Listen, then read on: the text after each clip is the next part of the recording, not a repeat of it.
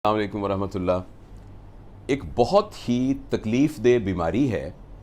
जिसका नाम है स्ट्रिक्चर यूरेथ्रा, यानी जो मसाना है वहाँ से लेकर पेशाब के अखराज तक जो नाली है उसे कहते हैं यूरेथ्रा। अच्छा, यूरेथ्रा की जो लेंथ है वो ख़वातीन में तो छोटी होती है, मगर मर्दों में ये तकरीबन 16 से 20 सेंटीमीटर होती है। और मुख्तलिफ़ वजूहात की बिना पर बाज़ औक़ात ऐसा होता है कि ये नाली ब्लॉक हो जाती है, यानी इसके अंदर एक ज़ख़म होता है और वो ज़ख़म जब भरता है तो खुरुंड की शक्ल में, जिसको उर्दू में आप कहें यानी स्कार की शक्ल में, इस नाली को तंग कर देता है और जिसको स्ट्रिक्चर यूरेथ्रा कहते हैं। और अगर आप ज़िंदगी में कभी स्ट्रिक्चर यूरेथ्रा के किसी मरीज़ से मिले हों तो वो एक अज़ियत की दास्तान होती है, इसलिए कि आप अंदाज़ा लगाएं कि जब भी वो पेशाब करने जाता है तो उसको शदीद तकलीफ़ होती है और उसके इलाज के लिए उसको बार बार डॉक्टर के पास जाना पड़ता है, जिसमें वो उसको एंटीबायोटिक्स देते हैं और फिर मुख्तलिफ़ सलाइयों के ज़रिए से, जिनको हम डायलेटर्स कहते हैं, उन स्ट्रिक्चर्स को डायलेट करते हैं, बार बार करना पड़ता है। और बाज़ औक़ात फिर जब उसकी सर्जरी की जाती है तो उसमें वो हिस्सा जो कि सिकुड़ गया है उसको काट के जोड़ लगाया जाता है, जिसको यूरेथ्रोप्लास्टी कहते हैं। और बाज़ औक़ात एक और भी इंस्ट्रूमेंट होता है एंडोस्कोपी का, जिसके ज़रिए काटा जाता है। लेकिन ये अमूमी तौर पे देखा गया है कि ऐसे खुशकिस्मत लोग बहुत कम होते हैं जिनमें ये बीमारी मुकम्मल तौर पर ख़त्म हो जाती है। अच्छा, थोड़ा सा मैं, चूँकि ये हम वीडियो बना ही लेमैन और जनरल पब्लिक की अवेयरनेस के लिए रहे हैं कि ये होता क्यों है और इसको कैसे, इससे जान छुड़ाई जाए। इससे जान छुड़ाने का जो सबसे अहम बात है वो ये है कि इसको प्रिवेंट किया जाए, होने ना दिया जाए। इसके होने की एक बहुत बड़ी वजह जो है वो ऐसी अमराज हैं जो गलत जिनसी ताल्लुक़ की वजह से बनती हैं और जिसकी वजह, जिनको हम वेनेरियल डिजीज़ भी कहते हैं, सेक्सुअली ट्रांसमिटेड डिजीज़ भी कहते हैं, उसकी वजह से जो नाली है उसकी सोजिश होती है और बाद में जो वो ज़ख़म बनता है तो वो स्ट्रिक्चर बन जाता है। अलबत्ता कुछ लोगों में चोट लगने की वजह से भी हो सकता है, कोई एक्सीडेंट हो और एक्सीडेंट में यानी नीचे वाले जिस्म के हिस्से में, जिसको प्रीनियम कहते हैं, यहाँ चोट लगे तो उसकी वजह से भी ये बन सकता है। और कभी कभी ऐसा भी होता है कि कोई ट्यूमर हो तो उसकी वजह से भी बन सकता है। बहरहाल जिस किसी को भी स्ट्रिक्चर बनता है यूरेथ्रा का, तो वो एक ऐसी तकलीफ़देह बीमारी है कि जिसके असरात फिर उसकी ज़िंदगी में मुसलसल रहते हैं, यानी वो दर्द में रहता है, उसको बार बार यूटीआई, यूरिनरी ट्रैक इन्फेक्शन, यानी मसाने की और गुर्दे की सोजिश होती रहती है। और इसके अलावा उसकी पूरी नफ्सियाती ज़िंदगी बहुत तबाह हो जाती है और उसकी सेक्सुअल ज़िंदगी तो ऑब्वियसली तबाह होती ही होती है। और फिर ये कि उसका कोई कारआमद इलाज मुस्तकिल मौजूद नहीं है हर केस में। इस वीडियो बनाने का एक और पर्पज़ भी था कि मुझे रिसेंटली ये पता चला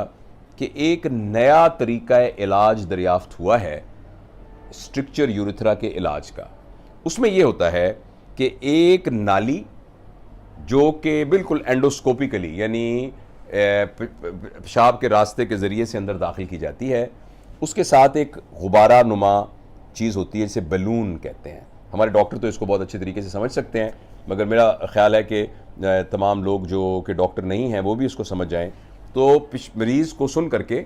आप पेशाब की नाली के ज़रिए से वो बैलून अंदर डालते हैं और उसको बाहर से आप देखते रहते हैं, आपको सारा टीवी स्क्रीन पर नज़र आता रहता है। और जब वो बैलून उस जगह पर पहुंचता है जहां स्ट्रिक्चर है तो उसको बहुत ही कंट्रोल तरीके से बैलून को फैलाया जाता है। अच्छा, वो जो बैलून है वो सिर्फ उसको फैलाता नहीं है, बल्कि उसकी सरफेस के ऊपर एक ज़बरदस्त किस्म की दवाई, जो कि जिसकी खासियत ये है कि वो उस बैलून से उस जगह पर जहाँ के स्ट्रिक्चर बना हुआ था वहाँ जज्ब हो जाती है। और जब वो अंदर जज्ब होती है तो वो उसके केमिकल रिएक्शन उसका ये होता है कि जिस वजह से स्ट्रिक्चर ने बार बार बनना होता है, यानी जिसको टेक्निकल टर्म में कहते हैं फाइब्रस प्रोसेस, जिसकी वजह से वो सिकुड़ता है और फाइब्रस टिश्यू नया बनता है, वो दवाई वहाँ जाकर लोकली एक्ट करती है और वो स्ट्रिक्चर बनने से मना करती है। तो इसकी बहुत सारी स्टडीज़ मुल्क से बाहर तो हुई हैं और उनके जो, और आपको शायद इल्म में होगा कि जब भी कोई नई दवा, कोई नया इंस्ट्रूमेंट इस तरह ईजाद होता है तो उसके लिए बाहर के मुल्कों में बहुत ज़बरदस्त स्ट्रिक्ट रजिस्ट्रेशन का सिस्टम होता है और उसके लिए एक स्टैंडर्ड FDA अप्रूवल है। और FDA अप्रूवल उस वक्त तक नहीं मिलती जब तक कि वाकई ही ये ना समझा जाए कि ये इफ़ेक्टिव है। तो मैंने जो थोड़ा सा लिटरेचर देखा है तो उसके मुताबिक जो है इसके बहुत अच्छे रिजल्ट्स आए हैं, अमेरिका में किए हैं। तो आई एम श्योर कि पाकिस्तान में भी अब यूरोलॉजिस्ट इस टेक्निक से वाकिफ़ होंगे। तो अल्लाह ना करे अगर आपको भी स्ट्रिक्चर यूरेथ्रा या इस तरह की कोई तकलीफ़ है तो आप अपने यूरोलॉजिस्ट से ज़रूर ये बात कहिए कि ये जो नई टेक्निक आई है जिसमें एक बैलून के ऊपर दवा लगी होती है, तो वो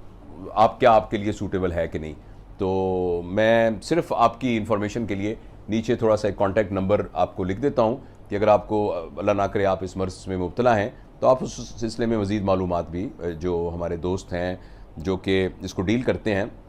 और वो डेफिनेटली उस पूरे नेट के अंदर ऐसे यूरोलॉजिस्ट भी होंगे, और आप अगर बड़े शहरों में रहते हैं तो आई एम श्योर कि बड़े शहरों के अंदर यूरोलॉजिस्ट जो हैं वो इस नई टेक्निक से वाकिफ़ होंगे। तो मेरा दिल चाहा कि मैं आपके साथ पेरेंटिंग के ऊपर और दूसरे सोशल मौज़ूआत पर तो अक्सर बात करता रहता हूँ, लेकिन बुनियादी तौर पर तो मैं एक डॉक्टर हूँ, तो एक मुझे ये नई चीज़ पता लगी थी तो मैंने सोचा कि आपके साथ शेयर करूँ। बस मैं सिर्फ समरी कर इसकी बयान करता हूँ। मैंने ये कहा है